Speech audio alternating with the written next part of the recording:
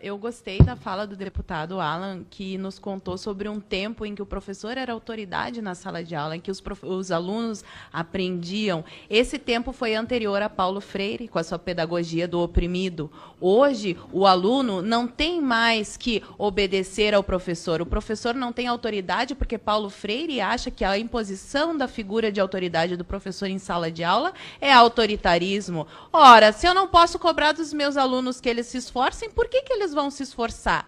Se todo final de ano eu tenho que fabricar notas no caderno dele, porque o governo precisa ter um índice de aprovação, e o que eu estou falando aqui eu falo por experiência, pois eu dei aula desde o primeiro ano do ensino fundamental até o segundo ano do ensino médio. Eu dei aula em escola pública municipal e estadual. Eu vi doutrinação na escola municipal desde a primeira série até o último ensino do ano médio, e inclusive na faculdade católica.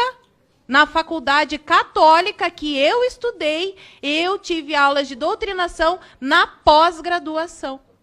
Então, que existe a doutrinação, existe. E por que os meus colegas insistem em dizer que ela não existe? Porque da mesma maneira que o peixe não tem consciência da água que o cerca, porque aquele é o mundo dele, para ele aquilo é natural, os professores já não conseguem mais ver a doutrinação que está escancarada na cara deles, porque é uma verdade onipresente, onisciente de um partido invisível. E embora a minha querida colega não saiba, ela acabou de reproduzir o discurso de Antônio Gramsci. Basta ler os livros dele.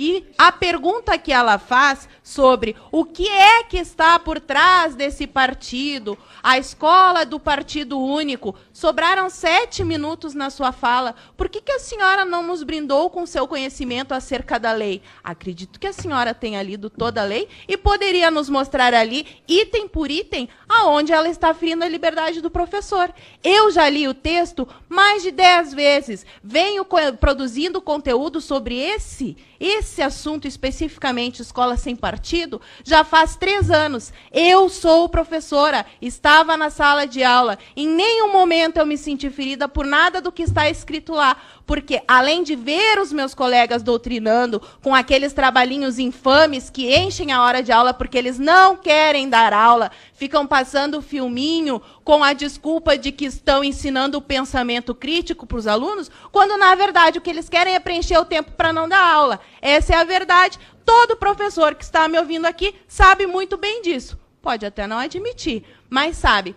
Quero agradecer. Ali, provavelmente, ele é apoiador de Escola Sem Partido, porque traz o cartaz ali, Escola Sem Ódio. O Brasil não é da esquerda, do centro ou da direita. E é justamente isso que o Escola Sem Partido quer. Porque hoje a escola está na mão da esquerda. Nós não queremos a esquerda nem a direita. Eu sou tão contra o professor que vai dar aula com a camiseta do Che Guevara, quanto um professor que vai dar aula com a camiseta do Bolsonaro. Escola não é lugar de fazer política. Nós temos que ser neutros. E quando formos apresentar um tema político, nós temos que apresentar os dois lados. O que tem de tão ruim nisso? Até agora, eu só ouço professores dizendo que fere os direitos, que fere os direitos. Me digam aonde, me mostrem. Eu vim aqui, mostrei todos os meus argumentos, não com base nas minhas opiniões. Eu não fiz acusações ao Léo. Eu provei aqui, através de pesquisas científicas, o quanto um professor pode sim influenciar um aluno,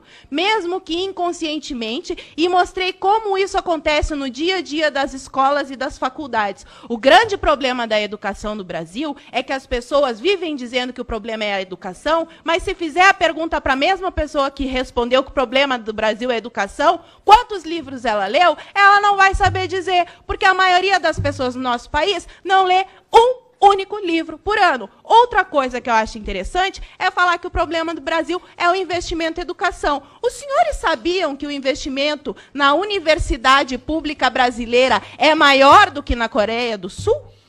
Sabiam desse dado? E por que lá a educação é tão melhor? Será que nós devemos criticar tudo, menos o método? Porque ninguém questiona esse maldito socioconstrutivismo que está destruindo a inteligência das nossas crianças. É só isso que eu quero saber. Muito obrigada.